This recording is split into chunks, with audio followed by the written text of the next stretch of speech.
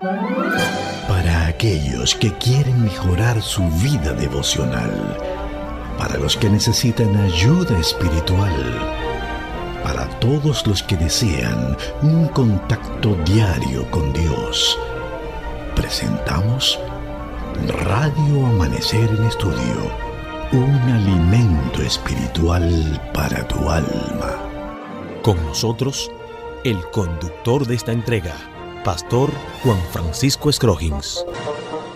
Compartimos con ustedes Radio Amanecer en Estudio. Gracias de verdad por estar con nosotros. Usted ha decidido pasar con nosotros los próximos 25 minutos y esperamos que la gracia de Dios pueda hablar a través del instrumento humano, y tenemos el privilegio de convertirnos en facilitadores de estas lecciones.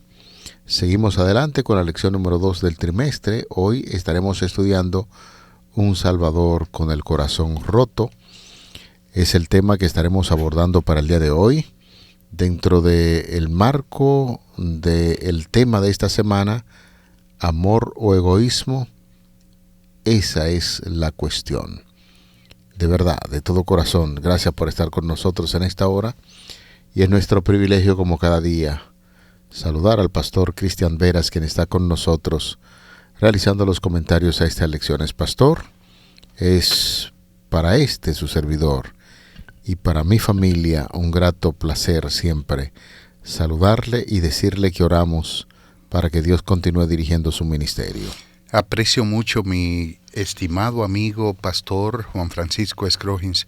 Las oraciones siempre son necesarias y quisiera decirle que eso es también recíproco de parte de este servidor y de mi familia. Nuestro aprecio, gracias. Y que el Señor le prodigue salud a usted y a los suyos siempre. Muchísimas gracias, Pastor Veras. Amén.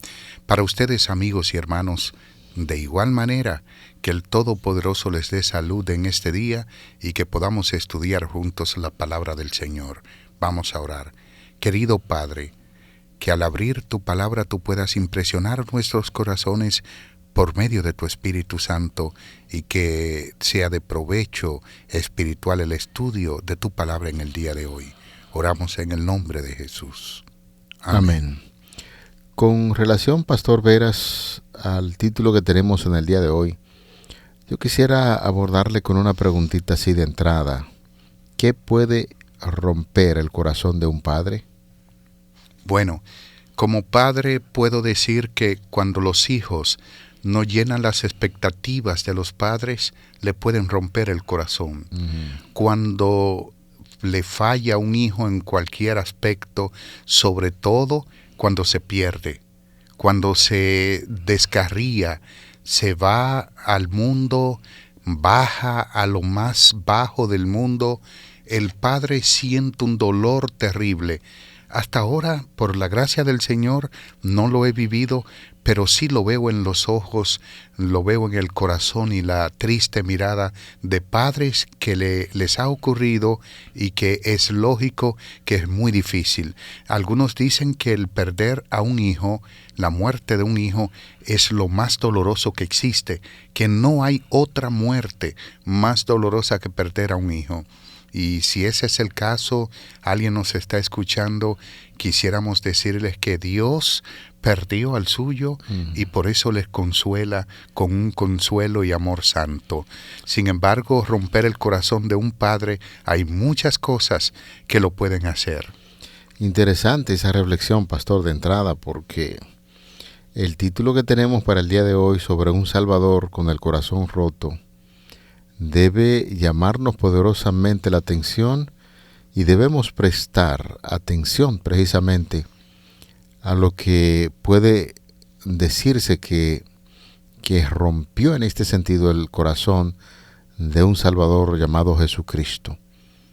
En este caso, Cristo es nuestro amoroso Salvador.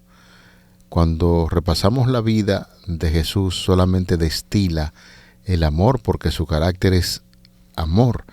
Y entonces, en este sentido, tenemos que buscar en la palabra de Dios por qué el corazón de nuestro Señor Jesucristo se quebrantó de tal manera que hoy podamos estar trabajando un tema cuyo título es Un Salvador con el corazón roto. Mientras Jesús estaba sentado en el Monte de los Olivos, con vista a la ciudad de Jerusalén, su corazón estaba destrozado. ¿Por qué, pastor? Estaba el corazón de Cristo destrozado mientras estaba allí en el Monte de los Olivos y estaba mirando a Jerusalén. Cristo amaba profundamente a su pueblo. Él sabía que la nación se había desviado de los ideales divinos. Dios tenía propósitos grandes para Israel, pero éste se desvió del ideal y entonces acarrearía sobre sí muchas consecuencias funestas. Nosotros conocemos, por ejemplo, muchos cautiverios al pueblo de Israel. En el antiguo Israel encontramos el cautiverio a Egipto. No fue un cautiverio al principio porque Abraham entró de manera voluntaria y luego Jacob, pero cuando ya pasó el tiempo, el faraón subyugó al pueblo con una esclavitud terrible y por eso pudiera contarse como un cautiverio y se cuenta de hecho en toda la Biblia como la esclavitud egipcia. Luego, después que regresaron, encontramos el cautiverio de las 10 tribus por los reyes asirios, Salmanasar y Tiglat-Pileser III, y posteriormente encontramos el cautiverio de Nabucodonosor. Hubo otros más, por razones de tiempo no mencionaríamos, pero en el año 63 a.C., el emperador Magno Pompeyo llevó cautivo a mucha gente de Israel a Roma, los estableció en algún lugar. Luego encontramos que para el año 66 hubo una guerra, la primera guerra judeo-romana, llevada a cabo por Cayo Galio, que fue gobernador de Siria, procónsul de Siria. Y entonces en el 70 el emperador Vespasiano, que por el 67 fue enviado por Nerón a frenar una revuelta judía, y entonces Vespasiano se hace emperador, muere Nerón, él va a Roma a tomar el trono y dejó allí a Tito, su hijo Tito, quien más tarde también llegó a ser emperador, frenando esa rebelión judía, y es ahí donde el templo de Jerusalén es destruido y donde miles de judíos perdieron sus vidas. A esto, de una forma profética, antecediendo Jesús, lloró sobre Jerusalén por todos los sufrimientos que la nación de Israel iba a acarrear sobre sí innecesariamente tan solo por desobedecer. En la palabra de Dios se dice que el Señor vino a los suyos y los suyos no les recibieron.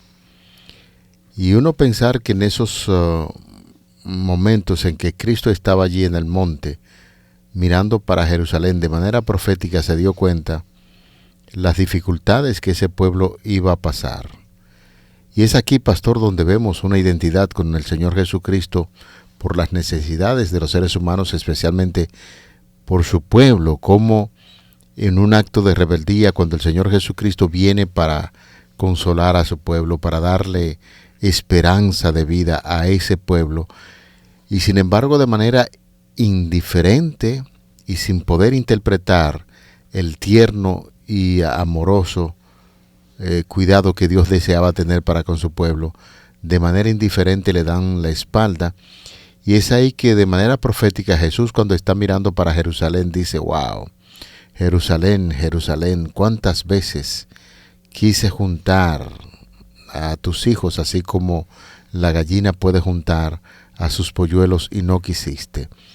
Eso manifiesta realmente el gran amor que Dios siente por su pueblo, que a veces nosotros en condición humana y pecadores como que no logramos percatarnos de ese gran amor, pero el hecho, conforme a lo que usted estuvo mencionando y varios versículos que hay en la palabra de Dios en la Biblia, dan a entender ciertamente que Dios siente un interés, el mismo Señor Jesucristo sentía un interés tan especial por ese pueblo que hasta en un momento determinado, con ese corazón destrozado, con ese corazón roto, lloró justamente por la condición de ese pueblo al que Él vino para rescatar y sin embargo le dieron la espalda.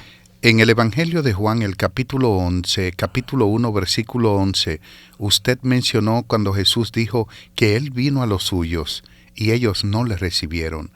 Los sufrimientos que el pueblo de Israel, la nación judía o israelita, acarreó sobre sí, atrajo sobre sí, eso se debió a desobedecer a Dios. La desobediencia trae consigo destrucción. La desobediencia trae muerte, trae dolores.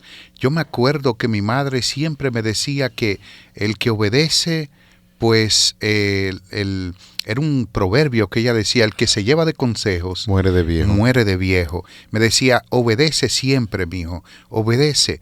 Y no es menos de ahí, porque la desobediencia trae consigo muchos dolores y fue lo que el pueblo de Israel hizo precisamente por rechazar a Jesús. Pero no solo Israel. Encontramos que en el contexto de las 7 postreras plagas, las plagas caen como producto de la ira de Dios, porque es derramada sin mezcla de misericordia, porque los habitantes de la tierra desecharon el mensaje de los 3 ángeles. Todo el que desechó el mensaje de los 3 ángeles atrae sobre sí la ira de Dios. Y no es que Dios es un Dios iracundo que quiere destruir porque no le obedecen. Es porque su carácter es tan santo que Él no puede convivir con el pecado, por ende con el pecador no puede hacerlo a menos que éste se arrepienta. Y por eso el Señor desea que todos procedamos al arrepentimiento para que no atraigamos sobre nosotros mismos esa ira divina, como las 7 postreras plagas, como los castigos a Israel y como todas las consecuencias dañinas, funestas, que vienen nocivas a aquellos que desobedecen. Dios es claro, y en Oseas, el capítulo 11, versículo 8, hay una declaración importantísima, pastor, que dice, ¿cómo podré abandonarte, oh Efraín? ¿Te entregaré yo, Israel? ¿Cómo podré yo hacerte como Adma, o ponerte como a Seboim? Mi corazón se remueve dentro de mí, se inflama toda mi compasión. Este texto en forma de poesía es una exclamación que Dios está haciendo a su pueblo porque Él lo había dejado. Las 10 tribus estaban hundidas en la idolatría y Dios quería que obedecieran y le dijo, no puedo dejarte, ¿cómo te voy a dejar? ¿Cómo te voy a entregar? Porque nosotros sabemos que hubo un cautiverio y es, pastor, donde Dios toma siempre previsión para que su pueblo obedezca y que pueda atraer consigo bendiciones en lugar de maldiciones. En los comentarios iniciales de parte suya, pues hizo alusión a la toma de Jerusalén, por allá por el año 70, de la era cristiana, donde se vio barbaridades con ese pueblo, donde cientos y miles de judíos murieron, y usted acaba de señalar un punto muy importante. La desobediencia acarrea juicios divinos. No es que Dios anda buscando al ser humano para castigarlo, pero como dice la palabra de Dios, que cuando uno siembra tiene que cosechar lo que se está sembrando, y eso fue lo que se vio con el pueblo de Israel. Sin embargo, pastor, en medio de todo esto, y me uno a la inquietud que tiene el autor de la guía de estudio cuando plasma en una de sus declaraciones aquí en la guía de estudio, que es difícil entender un acontecimiento como la destrucción de Jerusalén a la luz del carácter amoroso de Dios. ¿Cómo es? Y es la gran pregunta que muchas personas se hacen. ¿Cómo es que un Dios amoroso, y algunos dicen, y ustedes ahí en la radio que hablan y describen que el carácter de Dios es el amor, y que en todas las actividades que nosotros podemos imaginarnos de Dios está el amor, y no cualquier amor, sino el amor ágape, el amor que está dispuesto a dar mucho más allá de lo que uno puede pensar? ¿cómo es posible que un Dios amoroso, de carácter de amor, permita la destrucción de una ciudad como Jerusalén y los cientos y miles de judíos que murieron en ese entonces? Yo le hago la pregunta, ¿cómo es que un Dios amoroso así puede permitir que cosas así puedan suceder con su pueblo, con sus hijos? Siempre está entredicho el carácter de Dios, que Dios es el culpable, cuando detrás de la cortina, tras bambalinas, el culpable es Satanás. Miren qué cosa, en una destrucción masiva, un avión se cae, se hunde un barco, a unos terroristas destruyen, ponen una bomba en una escuela, en un lugar, y mueren cientos de niños o personas inocentes. Inmediatamente pensamos en que Dios es el responsable, cuando detrás de la cortina quien está provocando todo es Satanás, el diablo, para culpar a Dios. Y no vemos el carácter de un enemigo, un archienemigo que está provocando todo, echando a la gente en los vicios, en el alcohol, para cuando estén tirados en el contén, vueltos escorias humanas, decir que Dios es el culpable, cuando el culpable es Satanás.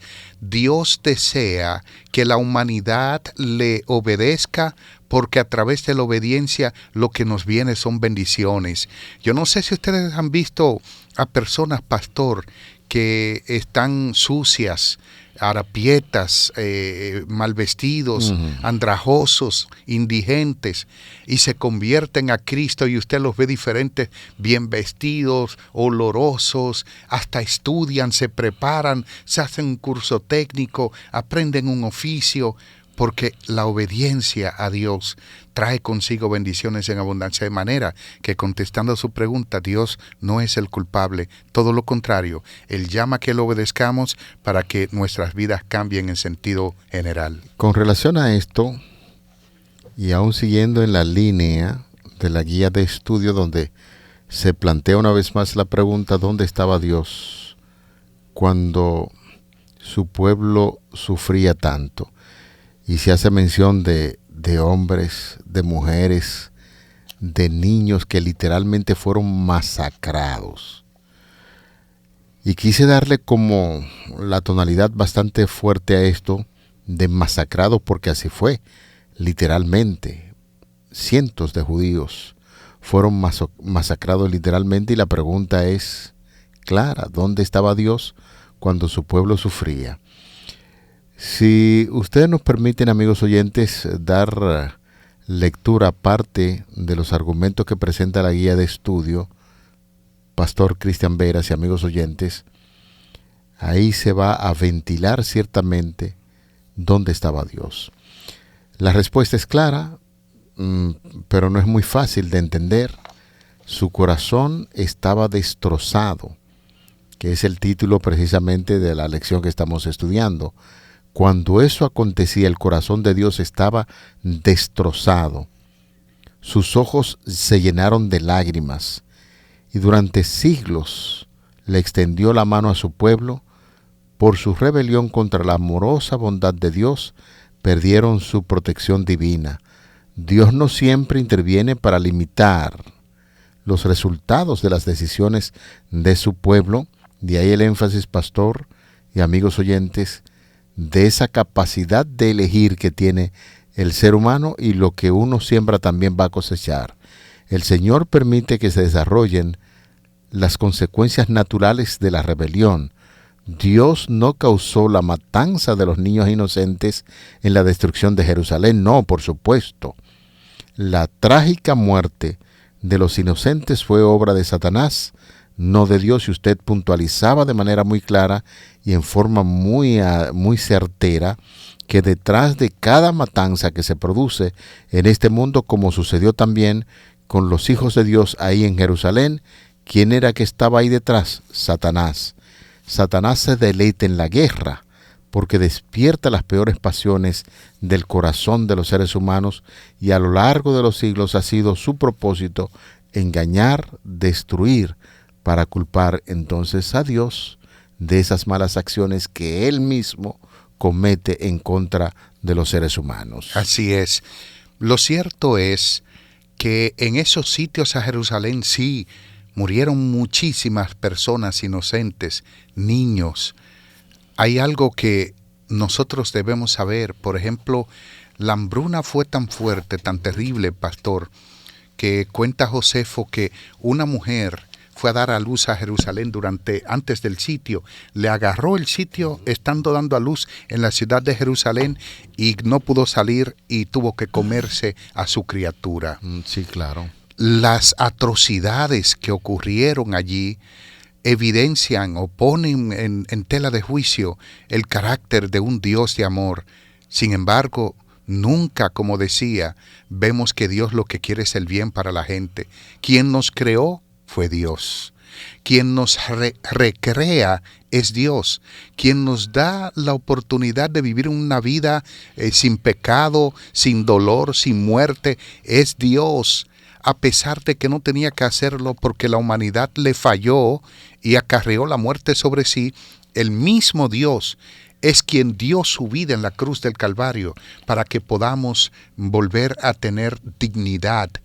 El pecado, el diablo, nos quitaron la dignidad, señores, pero Cristo hizo posible que volvamos a tener dignidad y que volvamos a tener vida.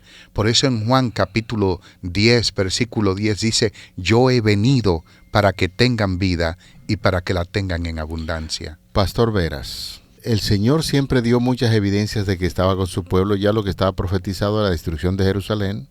Y lo he escuchado en varias ocasiones hablar de esto. Ya en el año 66, cuando el poderoso general romano estaba a punto de conquistar a Jerusalén, 4 años antes del 70, sin ningún tipo de razón aparente, no quiso darle un poquito más de fuerza para conquistar la ciudad y el ejército se retiró. Ahí los verdaderos hijos de Dios, los cristianos que habían escuchado acerca de esta profecía, tuvieron la oportunidad de salir de Jerusalén para buscar refugio fuera de esa ciudad, y los verdaderos hijos de Dios que lograron interpretar esto no perecieron en esa conquista de Jerusalén, que fue terrible, por supuesto, porque usted estaba citando a Josefo. Josefo dice también que el hambre fue tan terrible y lo que estaba pasando en Jerusalén ahí, que la gente iba a los muladares, es decir, a las cloacas, para ver si encontraba algo que comer, y lo que aparecía por allí se lo comían. Es decir, que en el 66 específicamente, antes de producirse esa destrucción, los hijos de Dios comprendieron y salieron de esa ciudad. ¿Quiénes perecieron allí? Los tercos, los fanáticos, aquellos que estaban en contra mismo del cristianismo y se quedaron en Jerusalén. Esa ciudad, esos que estaban dentro de esa ciudad, fue lo que perecieron y no los verdaderos hijos de Dios. Saben que Nerón envió a Cayo Cestio Galo, que como gobernador de Siria fue a sofocar una rebelión que se había levantado, pero él ganó una batalla, pero los judíos ganaron también otra y no permitieron que él entrara a conquistar la ciudad y se retiró. En el año 67, Galo se estaba preparando para regresar, pero murió ese mismo año.